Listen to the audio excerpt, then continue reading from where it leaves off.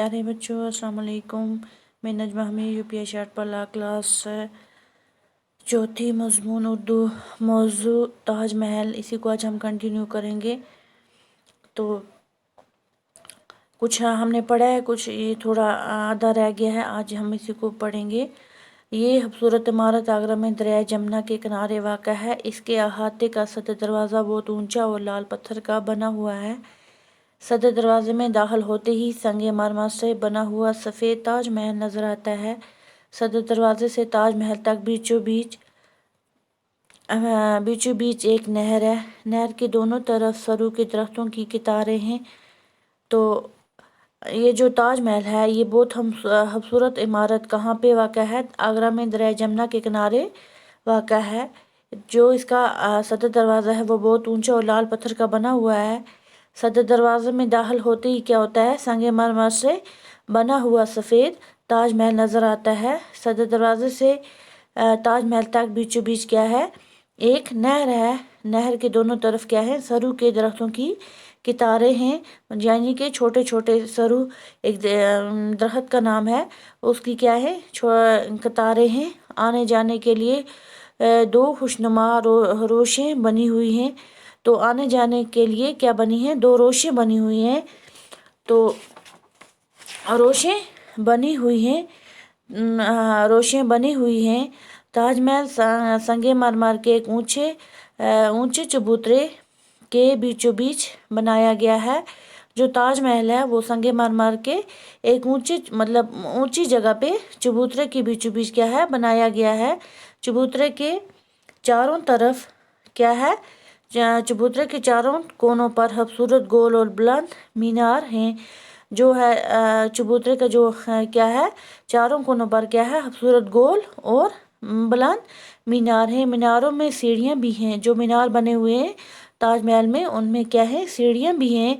ताजमहल का सदर दरवाज़ा काफ़ी ऊंचा है। जो ताजमहल का सदर दरवाज़ा है यानी कि उसका जो बड़ा दरवाज़ा है तो वो क्या है? काफ़ी ऊंचा है। और दरवाजे के दोनों तरफ अरबी में आयतें लिखी हुई हैं। जो उसका ताजमहल का जो सदर दरवाज़ा है वो काफ़ी ऊंचा भी है और क्या है? दरवाजे के दोनों तरफ क्या है? अरबी में आयतें लिखी हुई हैं। इनमें कमाल ये है कि नीचे लिखे हुए हरूफ जितने मोटे नज़र आते हैं उतने ही मोटे ऊपर लिखे हुए हरूफ दिखाई देते हैं। तो ताजमहल का जो सदर दरवाज़ा है उसमें क्या है? उनमें कमाल ये है जो आयतें वहाँ पे लिखी हुई हैं दरवाजे के ऊपर अरबी में, तो वो क्या है? जो नीचे लिखे हुए जो हरूफ हैं वो क्या है? मोटे नज़र आते हैं। जो उतने ही मोटे जो ऊपर वाले हरूफ हैं वो भी उतने ही मोटे दिखाई देते हैं। ताजमहल के अंदर दाखिल हूँ तो गुंबद के नीचे इंतहाई खूबसूरत जाली और जालीदार पत्थर के जंगले में मुमताज़ महल और शाहजहाँ की कब्रें हैं। जब इंसान क्या होता है? ताजमहल के अंदर दाखिल होता है तो गुंबद के नीचे क्या है? खूबसूरत जालीदार पत्थर के जंगले में क्या है? मुमताज़ महल और शाहजहाँ की क्या है? कब्रें हैं। अंदरूनी हिस्से में तरह तरह के बेल बूटे और फूल पत्तियां बनी हुई हैं। और क्या है? जो उनका अंदरूनी वाला हिस्सा है उसमें तरह तरह के क्या है? बेल बूटे और क्या है?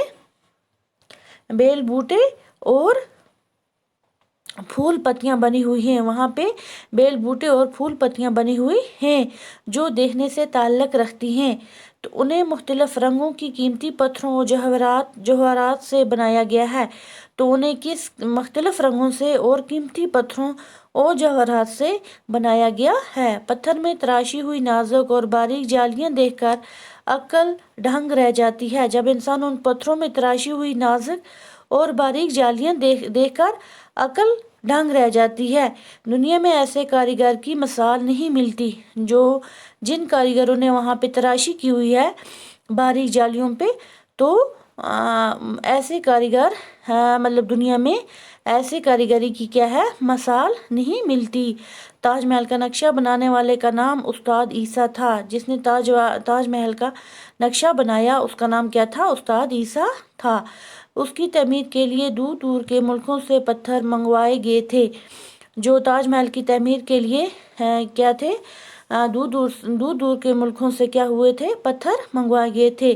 20,000 کاریگروں کی لگاتار محنت سے 22 برسوں میں یہ عمارت تیار ہوئی، اور کہتے ہیں اس کی تعمیر پر اس زمانے میں کئی کروڑ روپیہ خرچ ہوا۔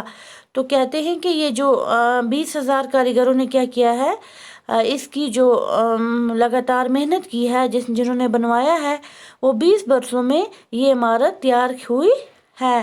اور کہتے ہیں کہ جو اس کی تعمیر پر اس زمانے میں، مطلب جس زمانے میں تاج محل بنوایا گیا ہے، تو اس زمانے میں کئی کروڑ روپیہ خرچ ہوا۔ تو تاج محل دیکھنے کا زیادہ لطف چاندنی راتوں میں آتا ہے۔ تاج محل کا جو دیکھنے کا لطف، مطلب یعنی کہ جو مزہ ہے، وہ چاندنی راتوں میں، جب چاند والی راتیں ہوتی ہیں، تب کیا ہوتا ہے؟ مزہ آتا ہے۔ اکثر پورے چاند کی راتوں میں تاج محل کا نظارہ بڑا ہی دلکش ہوتا ہے۔ اکثر جب انسان پورے چاند کی راتوں میں تاج محل کا نظارہ کرتا ہے تو بڑا ہی کیا ہوتا ہے؟ دلکش ہوتا ہے۔ جب بھی کبھی موقع ملے تاج محل ضرور دیکھنا چاہیے۔ تو جب بھی انسان کو کبھی موقع ملے تو تاج محل ضرور دیکھنا چاہیے۔